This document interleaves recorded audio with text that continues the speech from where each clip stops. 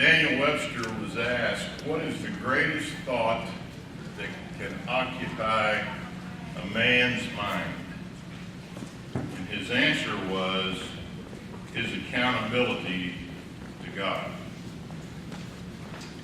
I've been reading a book for the last couple of weeks that I had read before. Cindy and I have read it before, and I'm rereading it and looking at some things a little bit more seriously than I have in the past, I think. The book is called Prescription for Life. It's a really good book. I highly recommend it if you're interested in finding out things about your health and that sort of thing. But in that book, over and over again, for the first 6 or 7 chapters, it talks about some things that we are, or should be, accountable for in our own lives.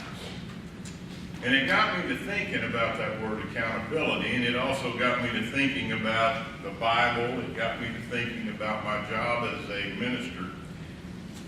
And it really made me wonder the question about, who am I accountable for? Do you hold me accountable? And then I look at Hebrews in chapter 13. I think it's about verse 17 or something like that. You can go look. I may be wrong on the verse, but it talks about that we are accountable to the leaders, the spiritual leaders. So we are accountable here at Lakeview to Marty, Mike, and Greg. And it says that we are accountable to them so because they are accountable to God. And so and the reason that is, it just goes on to say, to make their job easier.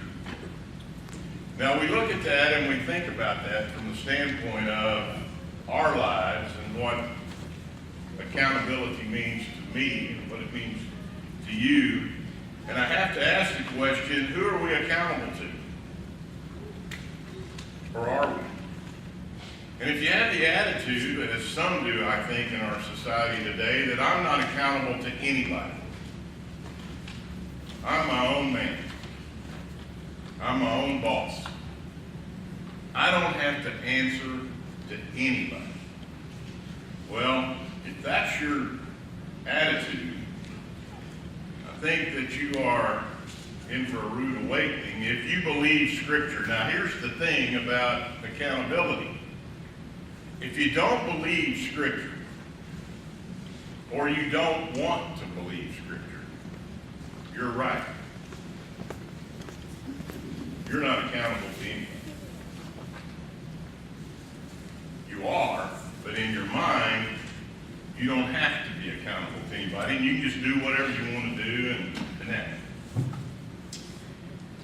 Studies have proven this, that in the workplace, the quality and quantity of the work increases when the employees know that they've been observed. Now, I've got a personal example of that having to do with our house that we remodeled, Jimmy. Having to do with your employees. Jimmy's got great employees. Marty, you could probably say the same thing at Gordon Cooper. Bill, when you own the body shop, you could probably have said the same thing. The work improves when the boss is there. When we were remodeling our house and Jimmy was painting and doing all of that, when he was on site, I noticed one thing. The breaks were shorter, and everything got done a little quicker. When Jimmy left, one individual, he liked to sit and visit with me for a while. He was a good worker, too. But we understand that in our own minds, we know exactly that that is the case. If we're not accountable to anybody, the work suffers. Behavioral sciences in recent years have found this to be true, that behavior that is observed changes. Behavior that is observed changes. And we know that.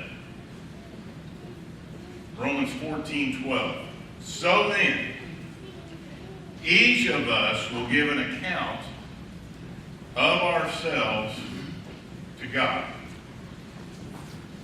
Now here again, if you don't believe Scripture, that verse right there means nothing to you. If I don't believe that Paul in Romans, when he wrote that, really means that we will give an account of ourselves to God. If I don't believe that, Joe, I don't have to be accountable to anybody. I can do whatever I want to do and suffer the consequences. That's a fact. So the question today is, what if? And this is where I'm going. This is where this all got started. As I'm reading the Prescription for Life book, and I'm thinking about my own life and what I do, the question is, what if God really will hold me and you accountable for what we fill in the blank? For what we think. Now, I'm going to give you a list, and I'm not going to give you the scripture for each one of these. You can go look those up yourself if you want to challenge what I'm getting ready to say. But what if he really will hold us accountable to what we think? And I think there's a verse there that says that. What we eat, what we read, what we watch, what we say, what we do, and what we don't do. What if? What if he really is going to hold us accountable for all of those things? And then I have to think to myself, that's a pretty extensive list of things in my life that I will do that I need to be held accountable for. Cindy can hold me accountable to some of those things. People around me, you can hold me accountable to some of those things. Some of those things I have to just, in my mind, I have to just know I have to do and be accountable to my own self. And then it drew me to this understanding that in Hebrews 4, verse 13, it says, nothing in all creation is hidden from God. Everything is naked and exposed before his eyes, and he is the one to whom we are accountable. There's my question answered.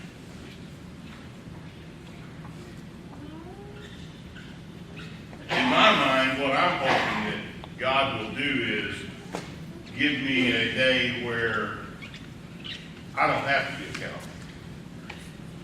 That I can do whatever I want to do on those days. You know, those are called cheat days. In the diet world, in the eating world, those are cheat days. Everybody has a day when they're on a diet or when they're on a particular radical thing that they're on, that one day a week you can just eat whatever you want to do. Those are cheat days.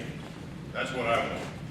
I want God to give me a cheat day where I don't have to be accountable to anybody. That ain't going to happen. It's not going to happen. God sees all, knows all. He sees what we do. He sees what we read, we watch, we say, we eat. He understands that. And we're going to get into here in just a second why that's important. Because if he doesn't hold us accountable, if he doesn't, think about it. What if you weren't? What if I wasn't accountable to anybody? What if you weren't? What if you didn't have to worry about what you did, you ate, you read, you watched, said, what if you didn't have, you just didn't have to be concerned? Would productivity suffer when it comes to God? Would productivity, which the question itself, after reading these verses, that we're going to be accountable to God, that we're to be accountable to our spiritual leaders, that when we read these verses, that hypothetical doesn't even make sense because we know it's not true. We are accountable. And because we are accountable, our productivity toward God should increase, just like it does in the workplace. So what is accountability? Accountability means to be held accountable, liable, answerable, or be held responsible for what a person does or will do. That's a pretty strong, encompassing statement about everything. Romans chapter 2, verse 6.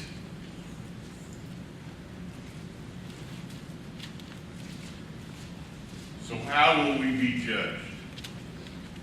Because I think when we look at the big picture, Judgment Day should be what we are thinking about when we're here on this earth. And the accountability that we have toward God. Romans 2, verse 6. He will judge everyone according to what they have done.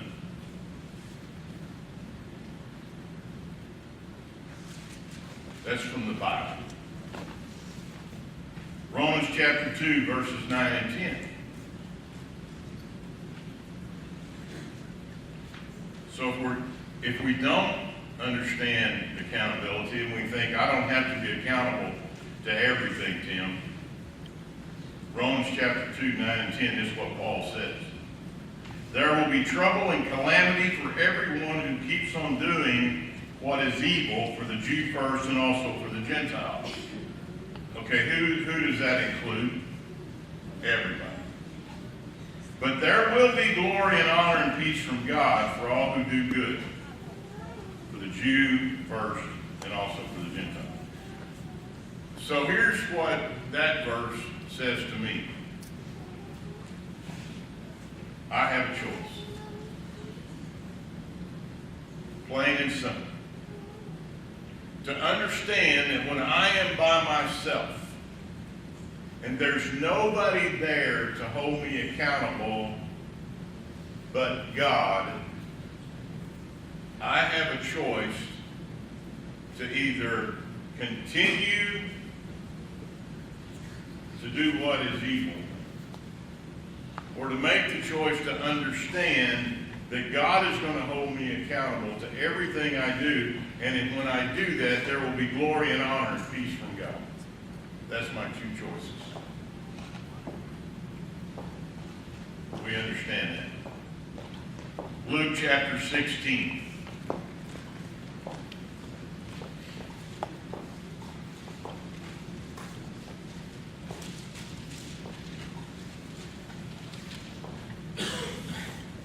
Verses 10, 11, and 12. If you are faithful in little things, you will be faithful in large things. But if you are dishonest in little things, you won't be honest with greater responsibilities. It's all about accountability to God. And if you are untrustworthy with worldly wealth, and who will trust you with the true riches of heaven? And if you're not faithful with other people's things, who should you be trusted with things of your own? We're going to be held accountable to everything that we say, we do, we eat, we read, we watch, things that we don't do, how we handle our money, our time we give to God, our service to God, all of those things, we're going to be held accountable.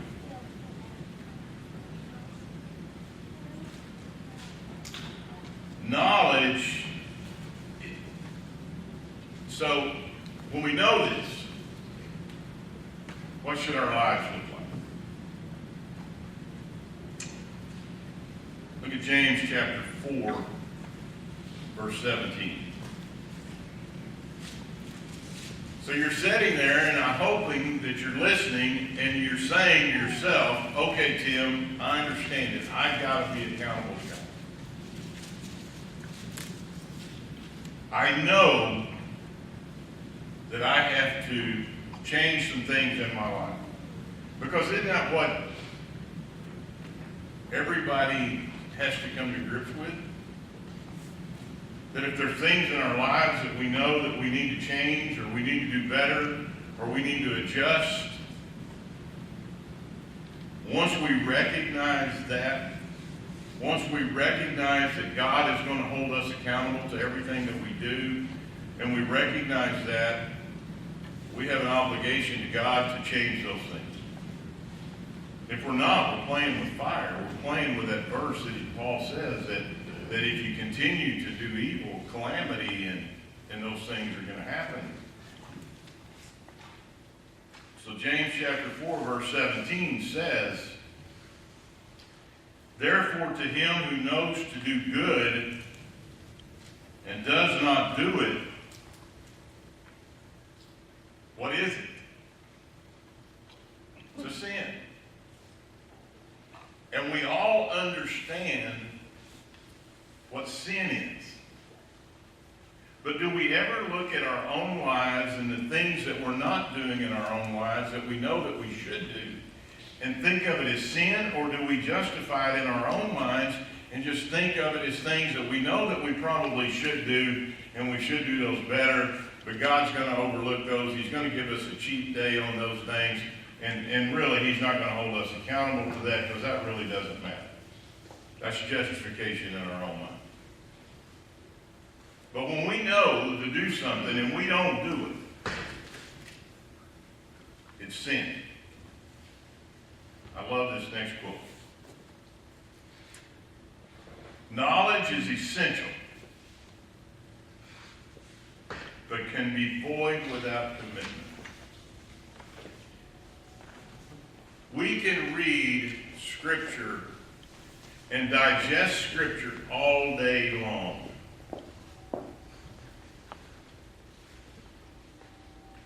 But if we don't do what Scripture tells us to do, and understand that we are going to be accountable to God, it's void.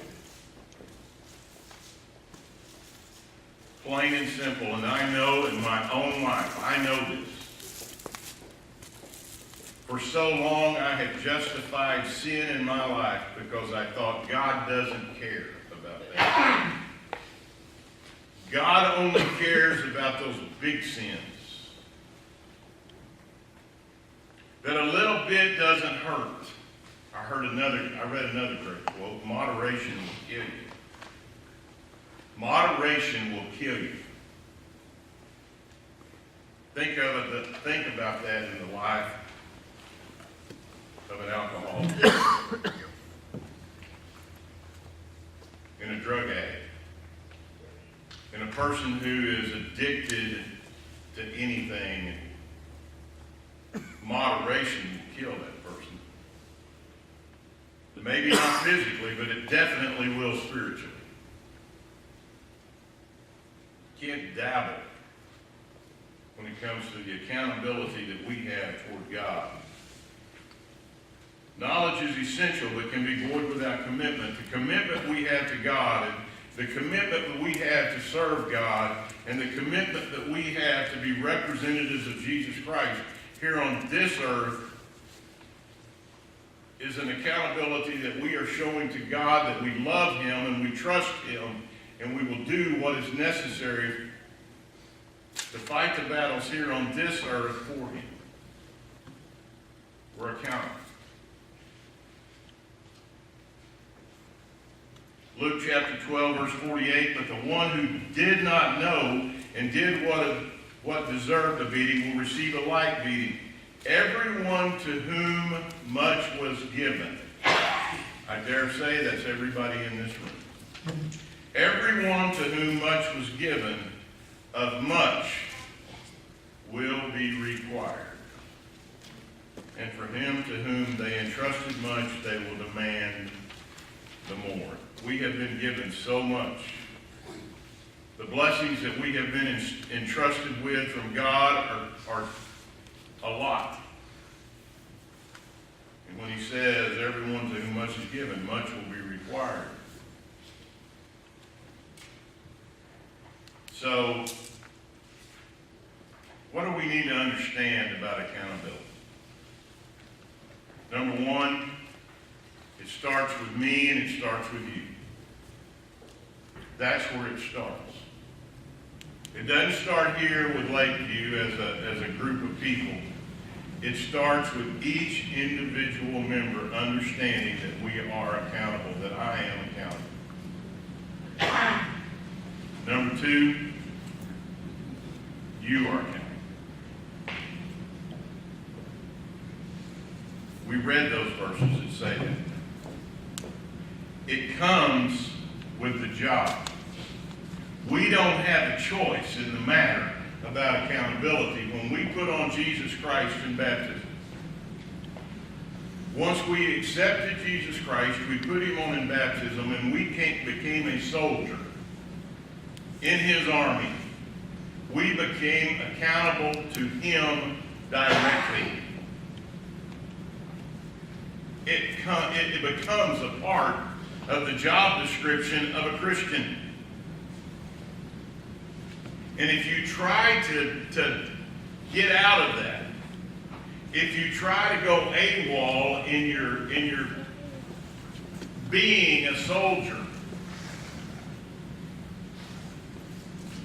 there's a negative impact about that accountability that already exists. Paul says it's calamity happens in your life. Accountability is not a one-time thing. So if it's not a one-time thing, what is it? How often do we have to be accountable? Surely, God, you don't expect me to be accountable all the time. Yes, he does. I wish this message was not as what it was, maybe. But it is. We're to be accountable at all times. It applies to one and all. What did we read? Jew and Gentile. Accountability is not just to Marty, Mike, and Greg, even though that verse says that we are to be accountable to them because they are being accountable to God. But here's what I understand. Give you a little school analogy. Students are accountable to who? Teachers. Teachers are accountable to who? They're administrators. The administrators are accountable to who? The board. The board is accountable to who? The constituents. The constituents are accountable to who? God. It's pretty interesting how I kind of weaved all that together. You didn't know that it was going all the way from the students to God, but it does. Everything is like that. If you believe the Scripture, and if you believe what it says, and you believe that there's going to be a reward and there's going to be the consequences to accountability, then you're going to change your life. You're going to change your attitude. It can't be delegated. We can't just say, Marty, Mike, and Greg, we're accountable to you, so you make sure y'all are accountable. If y'all are accountable, we'll be accountable.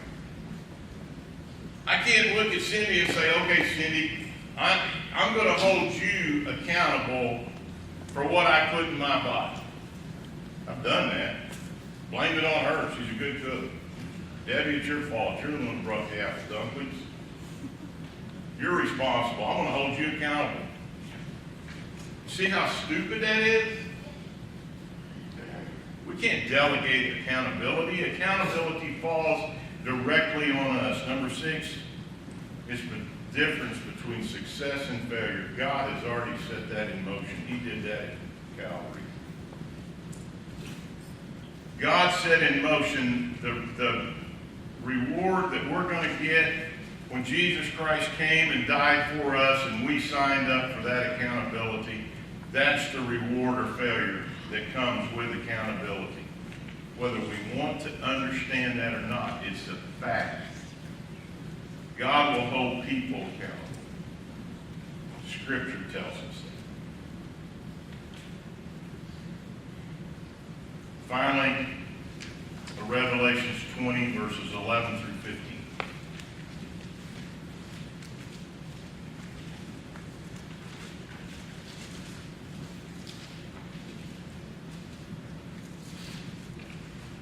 I hope you read this and maybe even close your eyes a little bit as I'm reading it and visualize this next picture. And I saw a great white throne and the one sitting on it. The earth and sky fled from his presence, but they found no place to hide. I saw the dead, both great and small, standing before God's throne. And the books were opened, including the book of life. And the dead were judged according to what they had done, as recorded in the books. The sea gave up its dead, and the death and the grave gave up their dead, and all were judged according to their deeds. Then death and the grave were thrown into the lake of fire. This lake of fire is the second death. And anyone whose name was not found recorded in the book of life was thrown in to the lake of fire. Now, I love lakes until I read that. How do we keep that from happening? We don't want that. I don't want that of you. You don't want that of me. We don't want that of each other. God doesn't want that of anybody. How do we keep that from happening?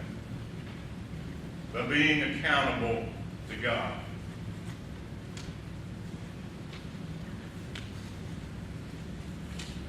He's the only one that we should worry about being accountable to. The others, the other people in our lives,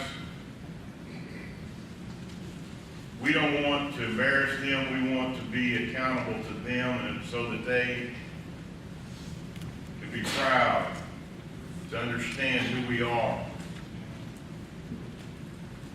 But on the day of judgment, this picture, this is what will happen. And when that book is, I want my name in it. And I understand that it's only going to be there when I understand who I'm accountable to. In everything I do.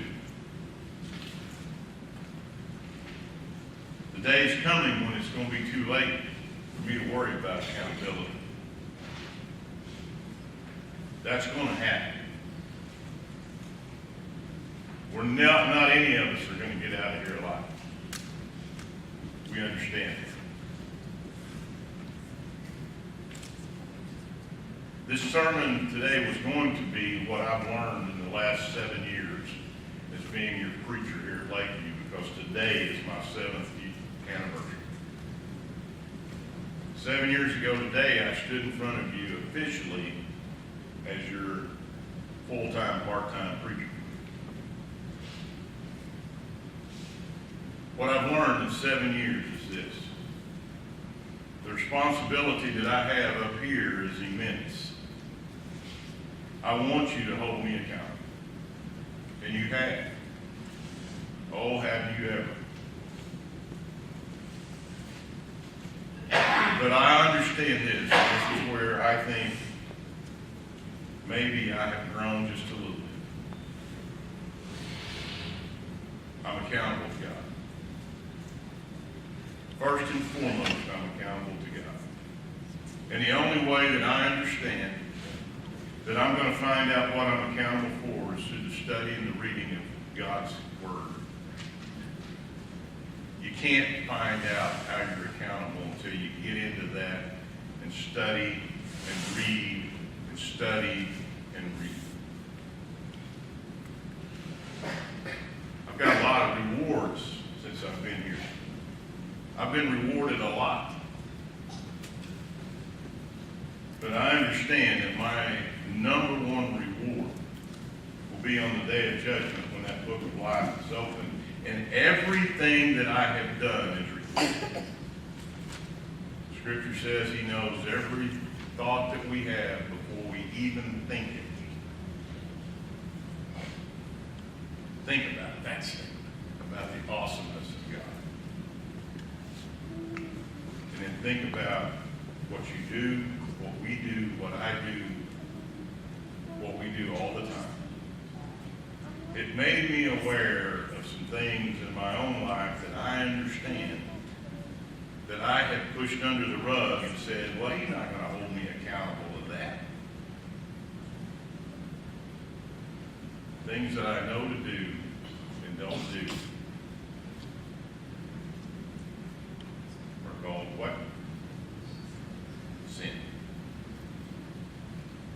Don't let another minute go by until you understand who you're accountable for. Things, the changes in your own life that you need to make them. We're not guaranteed another second. You may think that your attitude doesn't matter. It does. You may think that your thoughts don't matter. They do.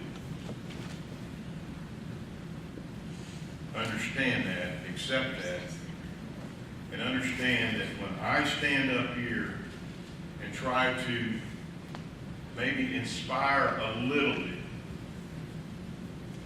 it's because of the love that I have grown to have for you, and hopefully that you have grown for me, and that we have grown for each other. If you're subject to the invitation, we ask you to come when we stand and while we sing.